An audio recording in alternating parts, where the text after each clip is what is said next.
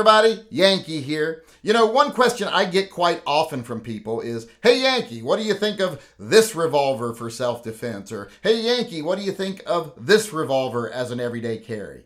It seems more and more people these days are choosing revolvers for self-defense and everyday carry. And people know that I have been an outspoken proponent of revolvers for quite a while. I've been shooting them for 50 years, got a lot of experience with them, working on them, shooting them, etc. So people come to me when it is about a revolver, and they want to know what I think of each model or manufacturer. Well, today I thought I would sit down and actually create a list, a scale of where I think all the modern gun manufacturers fall. You know, guns you can get right now in this country from a manufacturer that is in business now. Where do they rank compared to the others? I thought I'd put a little scale together here and show you where I think they rank. Now, before we get started on the scale here, let's talk about the categories. First, there's subpar. Now, subpar, that means, you know, this gun is functional. I would not say don't carry it. It's on the list, but it's not up to what I would consider my standards. That would be the subpar category. Now, the serviceable category, that means the gun is absolutely fine. It might not be fancy, may not have a lot of extra features, but as far as being pretty well made and very functional, you know, it hits all the marks there. Now, high quality is where we get into guns that go the extra mile. They're not only functional and capable, but they're also very well made. These guns are on the precipice of being actual little pieces of art sometimes. And those guns are the ones that I really like. These are the guns I tend to recommend, the high quality guns. And then you have the category top notch, which is guns that are just better than they need to be. And they're usually more expensive than you want to pay, but I do want to include them in the rankings. All right, before we get started with the actual manufacturers here, let's make one little disclaimer. Now, this list is only going to include guns that are either double action, single action, or double action, because these are for self-defense, and not a lot of people choose single action for self-defense. So there will be no single action guns on this list. Also, there will be no guns that I think are not quality enough to carry. If your gun is not on this list, it's there for one of two reasons. Either I didn't think it was good enough that I even want to appear to be recommending it, or I just forgot it existed and didn't include it on the list. And you can ask me what I think of it. But with that being said, let's go ahead and let's get over to the chart and start looking at the manufacturers and where they rank. Now, one more thing before we get started, let me apologize for the actual chart looking a little bit like a very angry pride flag, especially once we get all the guns on it. That was not my intent. I wasn't thinking of that when I made it, and I am in no way assuming the gender or sexuality of any gun on this list. Well, except for Rugers. Everyone knows Rugers are butch lesbians, but all the other ones are up in the air. They can identify however they like. So let's get started. All right, we're going to do this alphabetically, so let's start with Charter Arms. Now, Charter Arms is one of those guns that is perfectly fine. They'll function, they work great, but I just don't like the way they're made, because instead of casting them or milling them in the same way most manufacturers do, they kind of make layers and put them together like a sandwich, and I've never cared for that. I also don't care for some of the materials they use, like when they use a low-grade alloy for the trigger guard. Not a big fan. Plus, I don't like some of the features, like how the front sights are usually integral to the barrel, etc. So this gun is going to go not in the subpar category because it is such a good functioning gun. It's going to go mostly in serviceable, but kind of in the subpar category. It's one of those guns that's kind of in between, but leaning towards the serviceable. All right, next we have a gun that I am well known to like. It is the Chiappa Rhino specifically. And this is the only one I'm really dealing with Chiappa, because a lot of the other guns they make are, you know, clones or single action guns. So when I'm talking about Chiappa, I'm talking specifically about the Rhinos. And Rhinos are great. Now, I wouldn't say they're high quality like a lot of other guns. They're not as precision made as some guns, but they are very well made. So they're kind of at the low end of high quality, top end of serviceable. What they really got going for them is their design, which looks awesome and really reduces recoil. So if you're someone who's recoil sensitive, these would definitely be high quality guns. These would probably be top notch if it came to just recoil, if that was your only concern. But overall, they're good serviceable guns that lean into the high quality range. They are a good, reliable gun that has a special niche. So like I said, they're serviceable, but they're leaning into the high quality area. Next, we have Colt, and I don't think how I rank this one's going to surprise anyone because this is one of my favorite guns, period. Colt has really been knocking it out of the park since CZ took over, and I thought they would, and I'm glad to see that's actually coming to pass. And their guns are awesome. Now, some people don't like them because they're a little more intricate than Smith & Wessons and Rugers, etc. But I think that's one of the things that makes them great. If you know how to shoot a revolver, you'll love these guns. So I always say that these are definitely a high-quality gun. And lately, they've been nudging their way towards top-notch. And I like seeing that. I like seeing that they're getting better and better. But for right now, they're at the high end of high quality, just breaching that top-notch level. All right, next we have the EAA Windicator. Now this gun has some of the same issues for me that the Charter Arms has. I don't like the way they do their construction. I don't think it's the best made gun. Some of the pieces are just poorly formed and I don't like the way they put the pieces together, but they work.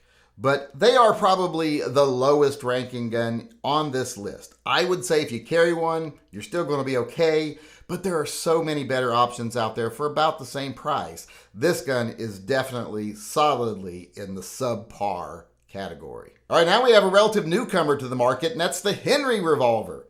Now, I love this gun. I think it's awesome.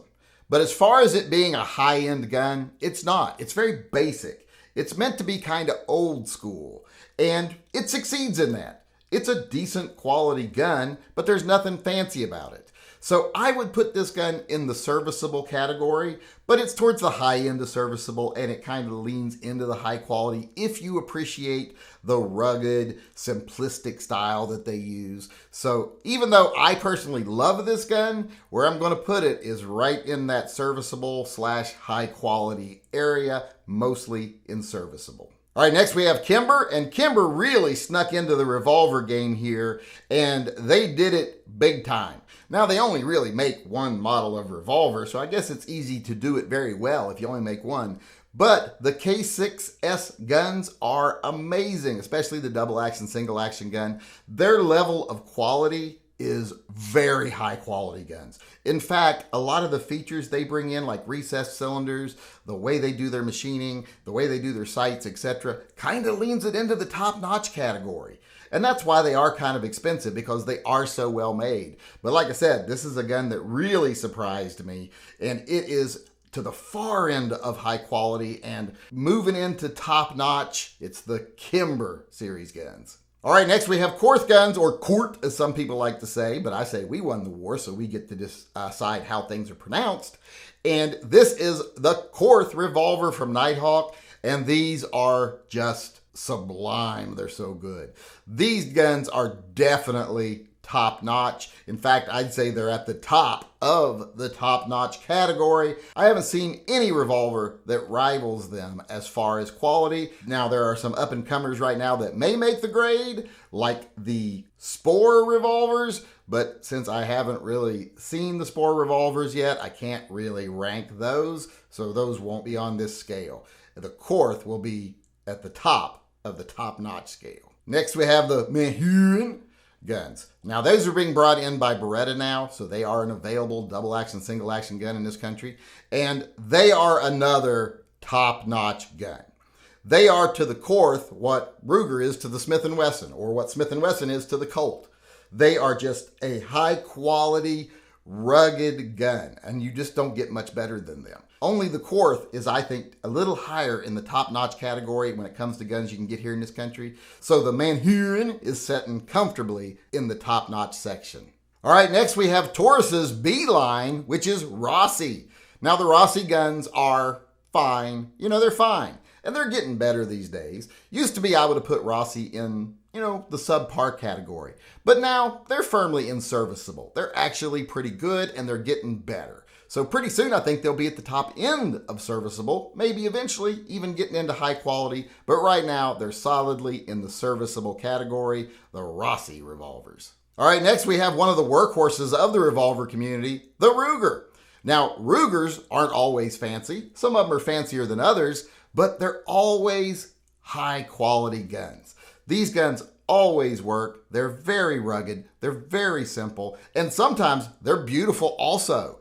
So Ruger is one of those guns that you just can't go wrong with. Their revolvers are excellent. They're definitely right in the middle of that high quality territory. And it's actually their function, their build, etc. that makes them more high quality than any fancy features. And that says a lot. The fact that they still get into the high quality category without actually having to be all fancy. Ruger is definitely one of the best. All right, next we have another one of my favorites, Smith & Wesson. I don't think this is going to surprise anyone. I think Smith & Wessons are definitely high quality guns, especially if you consider their performance center guns. If you considered the performance center guns, they'd probably be a little higher on this list than where I'm putting them right now. But since I'm kind of averaging it, they're going to fall right in the high quality category. They're going to be a little bit ahead of the Rugers, but just maybe a hair behind the Colt because, the Colt is kind of touching that top-notch category lately, and Smith & Wesson is just getting there. So Smith & Wesson finishing strong here at the high end, the far end of the high-quality category. All right, last we have a gun that is very controversial for some people.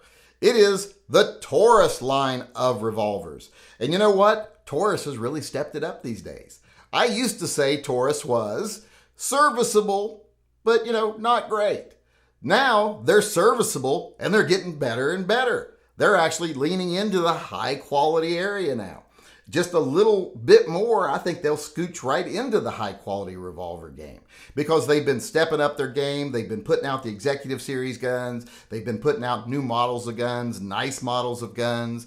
They've switched to mostly replaceable front sights. They've just done a lot of good things in the recent past that have made the guns a lot better. They've never been horrible, but now they're good. Now you don't have to be like, well, I have the Taurus because I couldn't afford anything else. You have the Taurus because it was a good choice. So I'm going to put Taurus right in the serviceable / high quality section. It kind of straddles the line because they're good guns that just keep getting better. And that pretty much does it for today's list. I do want to mention one other gun. Heritage Arms has put out a set of revolvers now, and they're too new for me to be putting them on this list because I haven't handled one, much like the Spore guns. The Spore guns are probably great, but I ain't handled them, so I can't confirm that. Same thing with these ones. I'm guessing they're going to be in the serviceable area, but like I said, for now, I just can't rate them, so they're not on this list. And while we're talking about guns that aren't going to be on the list, I thought I'd take a second here and mention one I get asked about every now and then, and that is the Rock Island Armory AL 3.1. Now, this gun is relatively new, and I have handled them. I have inspected them, and they aren't the best feeling gun in the world, but they're definitely not the worst either. But right now, I just can't recommend them, and that's why they're not on this list. And the reason I can't recommend them is because they have no real track record right now. Like I said, they don't feel the best made, and I've heard a few complaints about them, and on top of that, they're not cheap. They're like $800 and something. So not a cheap gun, but doesn't seem to be like a real quality gun to me. So I can't really make a recommendation of this gun right now. Now, if you own one and you feel differently, please let me know in the comment section or send me an email. Let me know that these are good guns because even though I can't recommend them now, that might change in the near future. All right, everybody, there's my completed list. A list of how I think all the current manufacturers that make revolvers for self-defense, where they come in quality-wise. So those are the ones that I recommend. Anything that isn't on this list, I don't recommend, or maybe I forgot it, like I said. And like I said, no single actions on this list. So if you want to see a list like this for single actions, let me know in the comment section below. But for now, that's what I think of most of the revolvers you can get today for concealed carry or self-defense and how they compare to the others.